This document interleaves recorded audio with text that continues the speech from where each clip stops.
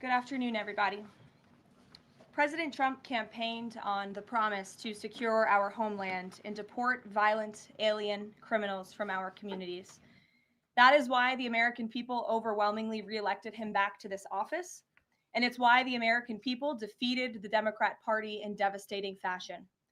Today, we have officially learned Democrat officials still refuse to accept the will of the American people.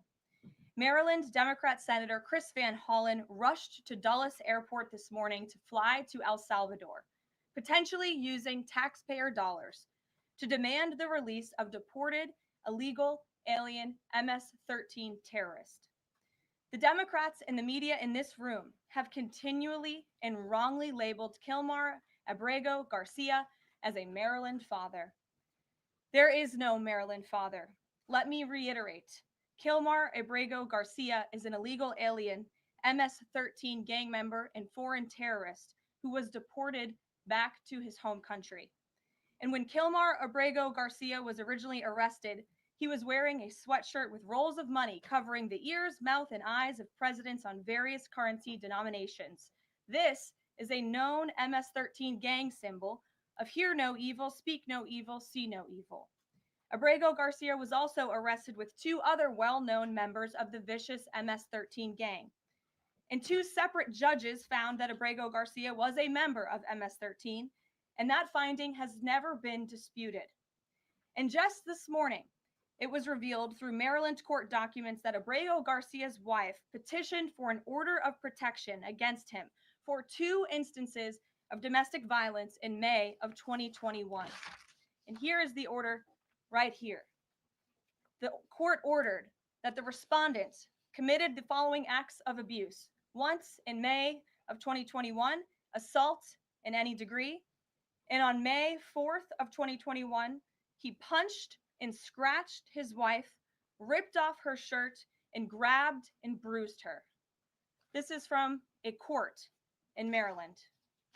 So not only are Democrats rushing to defend an illegal criminal foreign terrorist gang member, but also an apparent woman beater. To set all of that aside, the basic fact that he was illegally inside our country and had a lawful deportation order made him subject to removal back to his home country of El Salvador. And if he ever ends up back in the United States, he would immediately be deported again. Nothing will change the fact that Abrego Garcia will never be a Maryland father. He will never live in the United States of America again. And the United States Supreme Court ruled unanimously that the President of the United States and the Secretary of State could not be compelled to forcibly retrieve this citizen of El Salvador who is currently locked up in a maximum security prison in his home country due to his MS 13 membership. To remind the media and the Democrat Party, MS 13 are among the most vicious and dangerous individuals in this world. They pose a direct threat to the United States, El Salvador, and any other country who maintains basic law and order. MS 13 rapes innocent girls and women, runs sex trafficking operations, murders for sport, and terrorizes law abiding people. That's why El Salvador President Bukele made it clear this week that he will not be releasing this MS 13 gang member from his prison. But that is not enough. All of that is not enough to stop the Democrat Party from their lies. The number one issue they are focused on right now is bringing back this illegal alien terrorist to America. But where are the Democrats applauding the fact that southern border crossings just hit a historic low? Where are the Democrats supporting our brave men and women of law enforcement who are putting their lives on the line every single day to arrest the violent illegal alien invaders that the previous administration allowed into our country? And where are the Democrats when innocent Americans are victimized by illegal criminals that Joe Biden let in? It's appalling and sad that Senator Van Hollen and the Democrats applauding his trip to El Salvador today are incapable of having any shred of common sense or empathy for their own constituents and our citizens. Nobody knows this more than the woman standing to my right, Patty Morin, whose beautiful daughter Rachel was brutally maimed and murdered at the hands of an illegal alien in August of 2023. Patty no longer has her daughter because of the failed Democrat Party's open border, and these are policies that President Trump is bringing an end to. Patty should not have to be here today, but she is, and we are grateful and we are honored for her willingness and her request to share her powerful story with the world. Thank you, Patty, for being here. Thank you. A lot of you don't know the whole story about Rachel and about the crime that was committed against her. Even us, her family, we didn't know all the details. They kept most of it close to their chest, the detectives, because they didn't want to do anything to hurt the case. They wanted to keep the integrity of the case, so they kept everything close. I sat for the last 2 weeks in her trial, and we saw layer upon layer upon layer of evidence against the accused, an illegal immigrant from El Salvador. And the things that we thought, well, maybe this might have happened, we didn't know. But when we were at the trial, we got all the puzzle pieces. And I want to share some of those things with you. You know that Rachel's a 37-year-old mother. She has 5 children. We've walked the trail for the last 25 years that we've lived in Maryland. It's a safe place for our family. It's where we go to get a little bit of New England, because that's where we're from, New England. When she went on that trail that day, she was not planning on dying. She wasn't planning on walking to her death. She was planning on going to the grocery store with her girls afterwards. Victor Martinez, he waited for her. He waited for her to come closer. He saw her. He saw that there was nobody around. He attacked her. He dragged her 150 feet, blood gushing from her head. It left a 150-foot trail of her blood to the culverts, where he picked her up, he threw her against the wall of the tunnel, and he raped her. But before he did that, he stopped on that trail, and rocks, still stained with her blood, he used them to hammer her head against those rocks. They say at least 20 times they could count the cuts in her head. They said that when they did the autopsy, and I've seen the pictures, there's a 6-inch square in the back of her head where the skull is shattered the way that you would crush an eggshell in pieces. 3/4 of her brain hemorrhaged.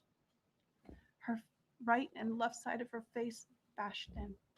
Her beautiful face bashed in. Her head bashed in. Broken bones, fractures. He takes and he drags her some more. He drags her through the thorn bushes. She has all the scrapes and cuts on her body. There wasn't 1 inch of her body that didn't have some kind of injury, whether it's bruising, broken bones, contusions, the scratches. She had a fractured rib, fractured nose, fractured skull. And then he takes her into the tunnel and he picks her up. He throws her against the wall. Blood is gushing from her head. Her hair is soaked in blood. And they showed us pictures of her body against the wall, outlined. The blood outlined her body.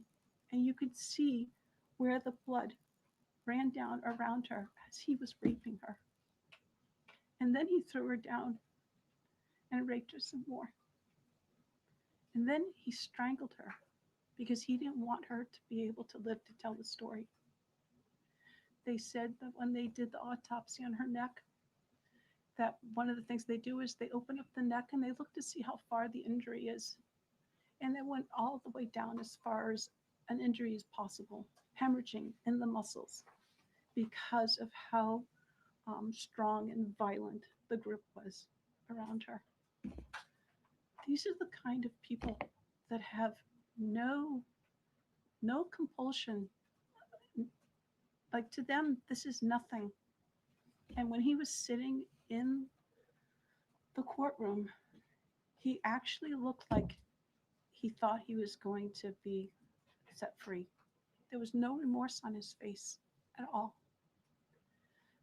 This person took my daughter so violently and so gruesomely and so graphically that they sealed the pictures, because I don't want my granddaughters to see these pictures.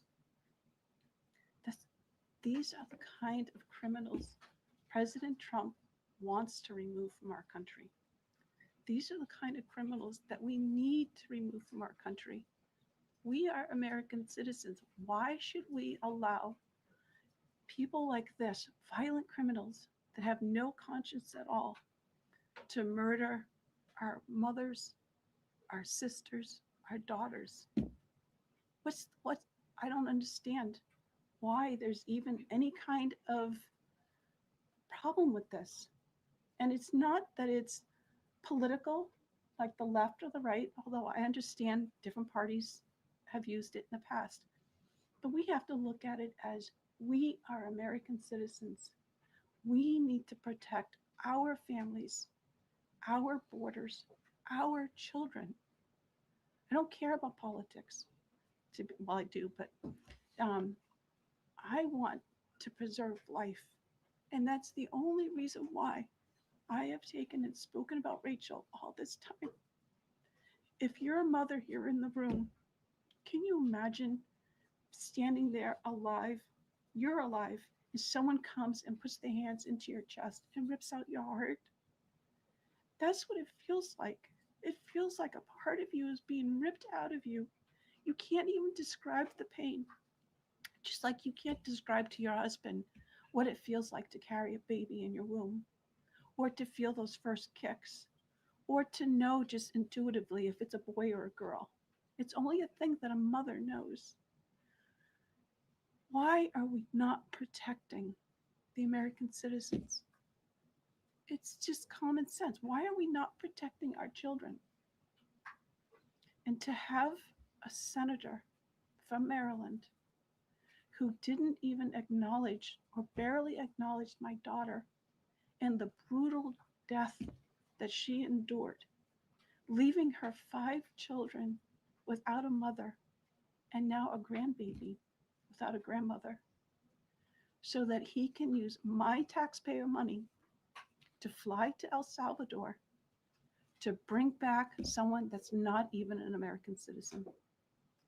Why does that person have more right than I do, or my daughter, or my grandchildren? I don't understand this. Thank you. Thank you. Thank you. And I just want to say that as a mother and as an American citizen, the president and our entire team, and I hope people in this room are grateful for your willingness to come here and your request to share your daughter's story. And I think the country hears you loud and clear. So thank you. Does anyone have any questions for Patty or for me? No? I have a question. No? Anybody? Okay. We'll see you all later. The president will be at his dinner later this evening. Thank you for being here this morning. We really appreciate you. Thank you. Thank you. Please.